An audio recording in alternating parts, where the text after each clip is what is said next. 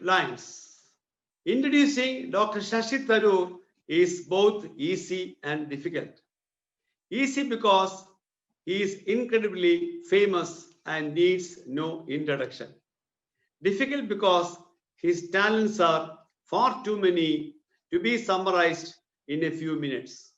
He is an author, a politician, a prominent Indian diplomat, a former international civil servant, and much more than all this.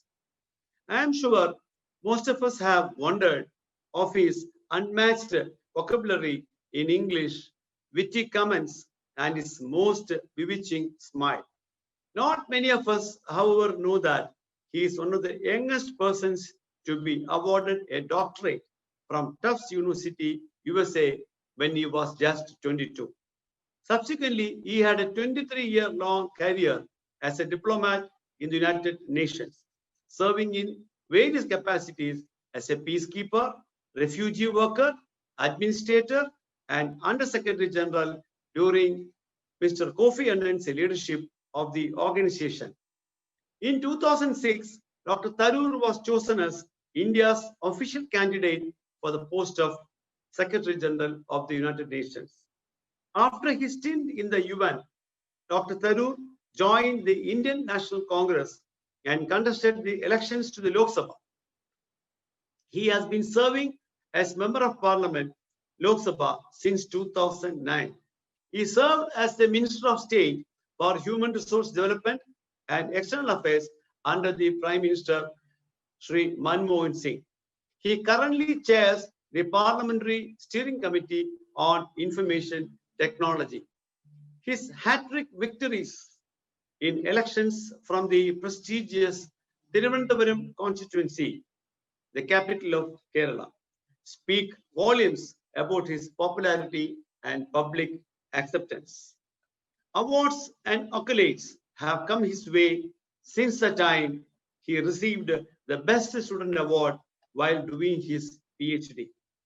To name a few, the Commonwealth Writers' Prize, Pravasi Bharatiya Saman, the Hakim Khan Award for National Integration, the Priyadashini Award for Excellence in Diplomacy, and the Sahitya Academy Award in the category of English non-fiction for his book An Era of Darkness find place in the list of his achievements.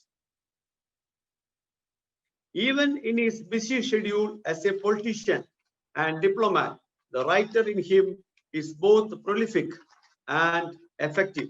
One of the most respected authors of our times, Dr. Tharoor's works spans the realms of both fiction and non-fiction with equal grace and fluency. With hundreds of articles to his credit, Dr. Tharoor is an effective orator too.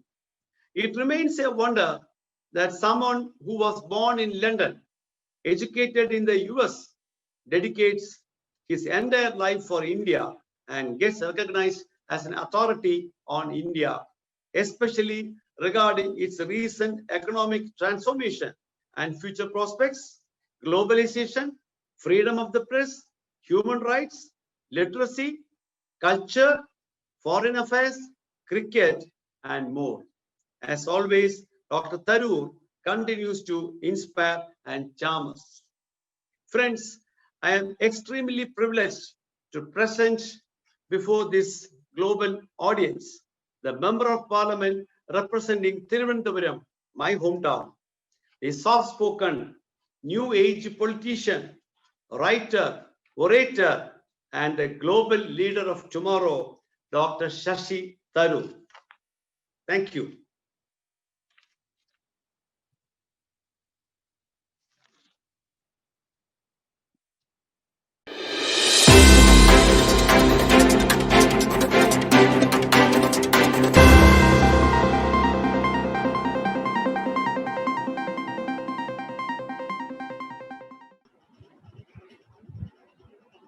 Hello, namaskar, greetings. I'm Shashi Tharoor, Member of Parliament for Thiruvananthapuram, and it's a great pleasure for me to send my greetings to ISAME India, South Asia, Middle East gathering of the International Association of Lions Clubs. which I know well as one of the oldest and most respected organizations in the world for over a century now. In fact, I'm proud to say that I keynoted a gathering of Lions Club International at the United Nations General Assembly Hall sometime very early in this new millennium when I was there at the United Nations. I've always found the work of Lions Clubs very, very inspiring. I have participated in a number of Lions Club functions in my own constituency of Thiruvananthapuram since my return to India, and I'm aware of the very constructive and useful work that Lions Clubs have done for many years now, including, of course, during these particularly challenging days of the COVID pandemic, where Lions Clubs and Lions and Lionesses and Leos have played such a wonderful part in doing everything from supplying medical equipment, PPE kits, sanitizers, masks, ventilators, and all of these essentials, working with local hospitals and local governments, and living up in general to that marvelous motto, wherever there is a need, there is a lion. Well, these are times of great need, and I'm delighted that all of you have done so much to uphold the needs of those who have been suffering during this very, very challenging time.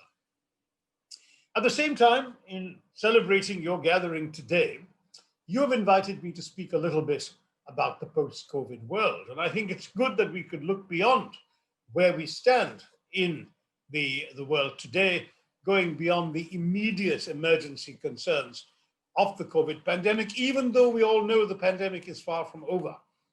Many parts of the world are grappling with a second wave or even a third wave. And for ourselves, it clearly is not yet time to announce definitively or with confidence that the peak is past. Many of us hope it is, but people are still catching the illness, people are still losing their lives, people are still being hospitalized, and none of us can afford to relax our guard. A microscopic virus, around a billionth of a meter in diameter, has very possibly reshaped the course of human history. The severe acute respiratory syndrome coronavirus, novel coronavirus, some say, nCoV-19 was what it was first named, continues to wreak havoc upon the world, disrupting systems once thought to be watertight and killing, sadly, over 1.5 million people.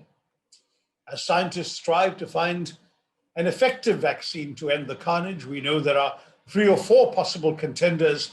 We still have no concrete proof that they will, in fact, work and save lives. But let us still turn to what a post-COVID world may look like, looking out of our isolation portholes and watching the terrible tragedies unfolding outside. It may appear premature to some of us, but it is, however, necessary. Planning for what the world may look like after the pandemic recedes must be begun immediately, because what we must expect is a paradigm shift in every facet of life, from work to education, geopolitics to social interaction. An era of deglobalization appears to be upon us. Until recently, the march of global interconnectedness appeared to be unstoppable. Developing countries have thrived as manufacturing hubs, while consumers the world over have benefited from cheap goods. India too has reaped huge rewards ever since trade liberalization in the early 1990s under Prime Minister Narasimha Rao and Finance Minister then Manmohan Singh. However, globalization has taken some hard knocks in recent times. The American trade war with China, the wobbly legitimacy of the World Trade Organization seem to threaten globalization already, and the pandemic has caused unprecedented destruction to that system. Indications suggest that the world's goods trade may shrink by 30% this year, and pressure from many leading countries to decouple from China has been increasing. America has loomed large in the crisis, both in its failure to deal with it and its conspicuous absence from its traditional global leadership role. Many have been arguing that certainly Washington under the outgoing Trump administration could no longer be relied upon to uphold the international order that it once created. Mr. Biden has to really change that perception. China too will be viewed in a very different light. They have a very effective propaganda machine, massive resources to project both soft and hard power, but their economic might has not been enough to wash over their monstrous, systematic human rights abuses and their belligerence in their neighborhood. The pandemic will force China to reevaluate its position. Global hostility in many ways spiked because of COVID, with President Trump repeatedly calling COVID a Chinese virus. Many countries have cited national security and banned Chinese operators from their national 5G mobile networks, for example. India has banned over 100 Chinese apps. Some would argue this is often not based on real evidence, but clearly the widespread perception around the world is that the self-proclaimed peaceful rise of China is over. And China's belligerence on the line of actual control with India, its maritime squabbles with its Southeast Asian neighbors, its increasingly authoritarian grip on Hong Kong, all of these things have certainly given us all a lot of cause for concern. But though I've mentioned America and China, the geopolitical impact of the pandemic goes beyond these two giants. Multilateralism, the once taken for granted mantra of international economic cooperation and political cooperation, was already eroding before the pandemic. But now look at the behavior of some of the world's leading countries, Britain withdrawing from the European Union, America leaving the landmark Paris Agreement and the WHO, though we hope Mr. Biden will come back to both. Even in India, Prime Minister Modi's emphasis on Atmanirbharta, or self-reliance. Now, isolationist voices portray themselves as being vindicated by the pandemic. It's perhaps true that the large organizations of the multilateral system, like the World Health Organization, did not deal as effectively as they might have with the threat of the pandemic. It's been suggested that WHO perhaps abetted China's efforts to suppress news of the COVID-19 outbreak and its slowness to identify the dangers posed by the pandemic, that it was toothless in standing up to China's bullying when China, for example, prevented inspectors from visiting the country. But I do want to say these are the rules that have been designed by the powerful countries of the world in setting up the international system. So perhaps it's those rules that need to be looked again, rather than turning our back on the multilateral institutions. Because I spent 29 years working at one major multilateral institution, the United Nations. And I can say with confidence that the key lesson it taught me is that the world is a better place when countries engage in dialogue, when they have a forum to talk through the problems they share, rather than resorting to tit-for-tat responses on issues they disagree on. In the post-COVID world, unfortunately, it seems that some countries will turn their backs on international forums, multilateral forums, in their desire to reduce their exposure to external dangers. But we must not forget that external forces don't only represent threats, they also involve opportunities that visionary leaders should seize. And in the present climate, sadly, that seems a tall order. The global discourse has in recent years been placing an increased emphasis on sovereignty over multilateralism. This is actually based on a false premise. The two are not mutually exclusive. Many of you will remember the story of how the Parsis first came to India. And when they reached the shores of Gujarat, King Jadhav Rana sent an emissary to tell them there was no room for them, that the country was full enough as it was. And the envoy dropped a stone into a full glass of water, and the water overflowed to show that, listen, there's no room for you. There was no language they had in common, so this was the only way he could convey the message. The Parsi captain stopped the envoy, and instead, he actually called for a tumbler of milk and carefully stirred a spoonful of sugar into it. That was to convey the message that just like the sugar, the Parsis would sweeten the land, not cause it to overflow. Well, the Gujarati king was so completely taken with that message that the Parsis were allowed to come and settle down. And to this day, as we know, the Parsis of India speak Gujarati and not Parsi as their mother tongue. But the truth of the matter is that the same thing can be said of multilateralism.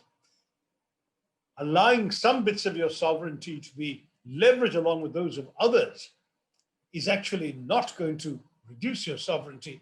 It adds a new dimension of prosperity and peace. Rather like sugar, in a full glass of milk. Now, as states turn on each other, stunted relationships pass down to their people. This new virus has seen the oldest raising its ugly head.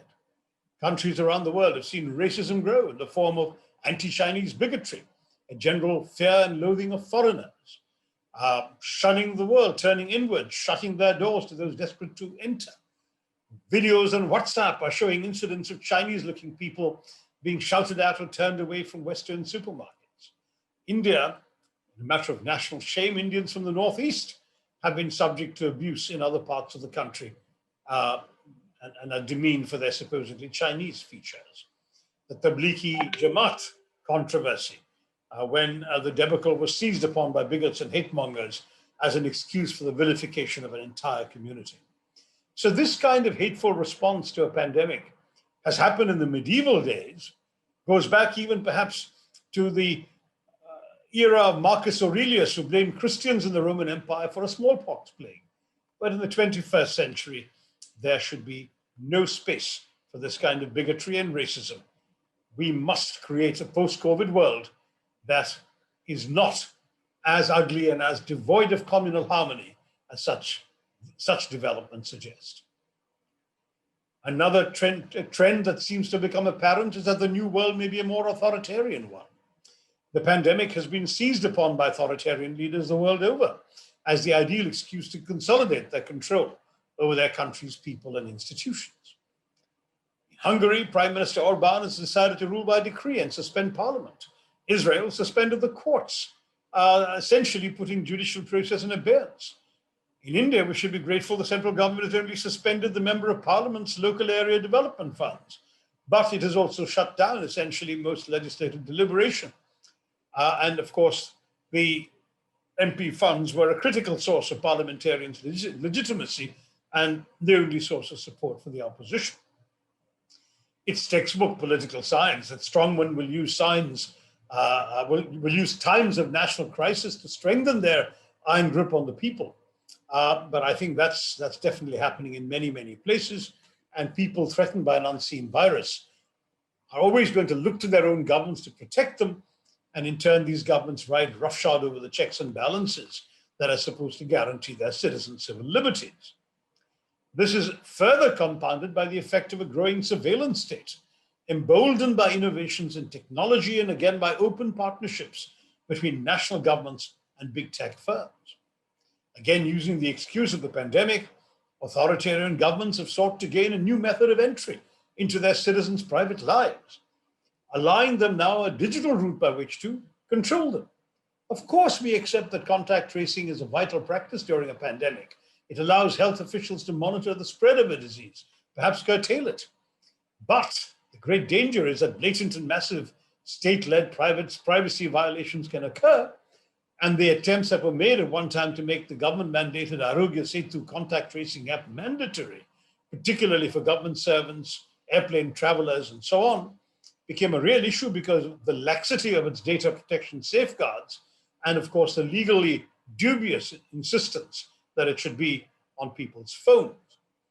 People have also found that police are demanding phone call records in the name of contact tracing. Government drones have been spotted monitoring areas for the movement of people. The already iron-fisted grip, we all know, on the people of Kashmir has been tightened further with the shutting down of the internet in many districts. So while the Supreme Court finds privacy to be constitutionally protected, and while everyone agrees that measures to control the spread of the pandemic are necessary, the protection of civil liberties should not be allowed to take a backseat. We must be extremely vigilant today and in the post-COVID world, not just to leave our fates up to the reassurances of governments, but while respecting public health guidelines, remember that this public health crisis should not be solved at the expense of the personal freedoms of every democratic citizen of India. Now, I don't want to keep on going about the fact that a lot of the worst of humanity has come out, that the world's imperfections have been borne out, because COVID is a juncture in human history. It is also in many ways a once in a generation opportunity to change the fundamental structures of human society for the better not just for the worse. It is a time to question our most basic assumptions, to reassess whether we were truly living an ideal life, whether we can transform society. This could be our great chance to experiment with positive change, with the elusive and desirable outcome of making society more just for all. And of course, we must pursue that dream through concrete steps. Education, for example. Exams have attracted much debate with exams going ahead despite all the challenges of COVID and of the lockdowns and the inconvenience, the risk of massive crowding in exam halls, the inevitable flouting of social distancing rules. Can we not rethink how we can do education and testing better? Why should we force students to choose between their health and their education? Let's have online examinations, for example, to take the place of in-person ones. Emphasize critical reasoning and analytical thinking rather than the recall factor or memorization. Because when people say, oh, if we have online exams, kids can look up everything, then don't test only their memory. Let's assume they can look up everything. Test how they use what they can look up, how they can reason, how they can analyze. After all, reducing crowding in exam centers is good in and of itself. Taking the exam at home will make the spread of disease less likely. It'll reduce unnecessary stress of huge crowds and anxious parents, but it'll also test different skills that are more useful in the 21st century than memorization. Why do we need a well-filled mind in a world where you can find anything you want with 2 clicks of a mouse? What we want is a well-formed mind. Maybe instead of having exam halls where we're testing students' memories, we should have online exams where it doesn't matter what they look up, it only matters how they think. Not what they think, but how they think. Now, at the same time, there is no question that educational technology is transforming. Money is being spent, billions of dollars on digital education. Universities are shifting instruction online. Virtual learning is going to be a new reality in the post-COVID world. And of course, all of this is probably not surprising. But at the same time, there are counterpoints. Parents have reacted with outrage to having to pay full fees for an online college or school learning experience instead of sending their children off to a campus. Some college students in the West, many in fact, are taking gap years rather than having to put themselves in such a situation of merely online learning. Young students will manage, they'll adapt, they'll learn, but I think there's no substitute for the campus experience with interactions with teachers and fellow students inside and outside the classroom being part of your education. But also the online learning issue reminds us that we have to take into account the glaring inequities that exist globally, and particularly in our own country. There was a heartbreaking case in Kerala earlier this year where a young girl committed suicide, a topper in her class. But she was a Dalit girl, her father was a daily wage laborer. He wasn't earning anything during the lockdowns. They didn't have a mobile phone. Certainly, even if they had one, they couldn't have afforded the data package, and nor could they afford to repair their broken old TV set. And so this girl who was topping her class committed suicide rather than lag behind her classmates. This may not be an isolated case. This is very, very tragic, but we need to find socially responsible access to online learning, setting up facilities where students can access the materials required if they're unable to do so at home, and at the same time, trying to encourage a return to normal as soon as possible. I think that it's difficult to imagine the school or college campus of the post-COVID world returning to exactly what we knew before. We will have to adapt to some degree to our strange new reality, avoiding tight corridors and packed classrooms. We will need to have other ways in which students can learn more and learn better. Equally, social life will change. Already office buildings are being emptied as companies in the West are telling their employees to work more and more from home. Social distancing is more and more common. Constant use of hand sanitizer wherever we go and visit people. The closing of restaurants, bars, sports stadiums. Yes, we've been seeing cricket taking place in Australia, but we've also seen cricket matches cancelled in South Africa. So we don't know how well the world can adjust to trying to live with the virus until the vaccine is widespread and proven to be effective. We may actually find that some of the spontaneity will go out of life for a long time to come. It may reduce the close human contact we crave and were able once to take for granted, but preserving public health may make that necessary. And I would say that in India, where our total healthcare spending on all public health is only about 3.6% of GDP, which is about half that of most democracies and developing and developed countries, we really must invest much more in healthcare and public health, as my own home state of Kerala has done. And that's been a great boon for Kerala, because the generations of this kind of investment has made Kerala the leader in India in healthcare, and positioned us well to deal with the pandemic, despite having a highly internationally mobile population that should have made us more susceptible to the virus.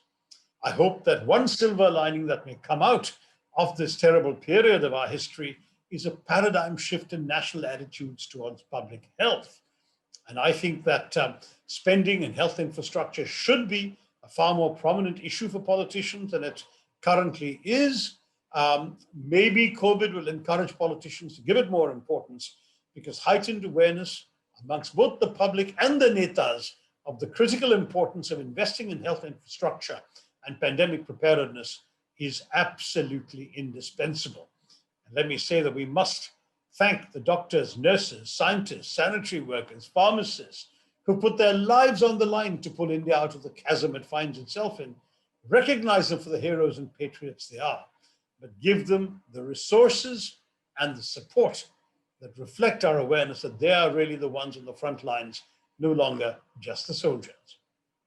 Now, let me also say that COVID has pointed to the brief period after the lockdowns when the environment was suddenly miraculously clean. I think it was an extraordinary reminder to all of us that we can actually benefit from clean air, from not having toxins in our waters, in the air we breathe, in the lives around us. And though we've all come back again to pollution and smog, and the industries are starting to churn these things out again, perhaps COVID can also teach us that in a post-COVID world, we ought to give a higher priority. So we can once again breathe clean air in Delhi, see the Himalayas from Jalandhar, plant more trees and allow them to flourish, and stop pouring poisons and chemicals into our rivers. All of these things are going to be absolutely essential. And COVID may once again have pointed to the possibility that it is possible to imagine a life without all of that. And at the same time, a better quality of life, once you have actually experienced it, however briefly, is not something that you should want to give up. There's much else we could say, for example, about maybe fulfilling President Abdul Kalam's dream of bringing urban facilities to rural areas, because if indeed we're doing more and more things online, and we have good fiber optic connections and good 24/7 electricity and broadband in the villages, you don't need to be in a crowded Gurgaon or a crowded Cyberabad to be able to connect via the internet to the rest of the world. You can sit in a village somewhere and still be an efficient 21st century worker. That also, that kind of change is something that could happen in a post-COVID world, provided leaders show the imagination to fundamentally rethink the way in which our country has been evolving and developing, and create new opportunities for people to be able to survive all the setbacks of this challenging time. The world and India will, in the pale light of a post-COVID dawn, awake to a partially unrecognizable world. Systems, places, ways of being that have been familiar our whole lives will suddenly seem very different, perhaps vaguely menacing. Too many families the world over will have empty voids in their hearts where loved ones snatched by the virus once resided.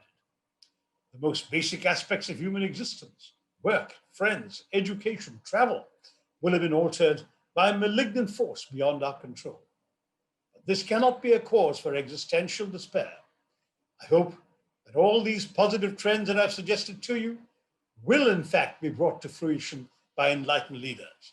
And I hope that the lions and lionesses and leos of the Lions Club will play their part in bringing relief and succor to the suffering around them in their societies, in their communities, and in the world at large, and support and inspire our leaders to do a better job to lead us to hope again in the post-COVID world. Thank you very much. All the best for your gathering. Jai Hind. Thank you, Honorable Member of Parliament, Dr. Shashi Tharoor. We are enlightened.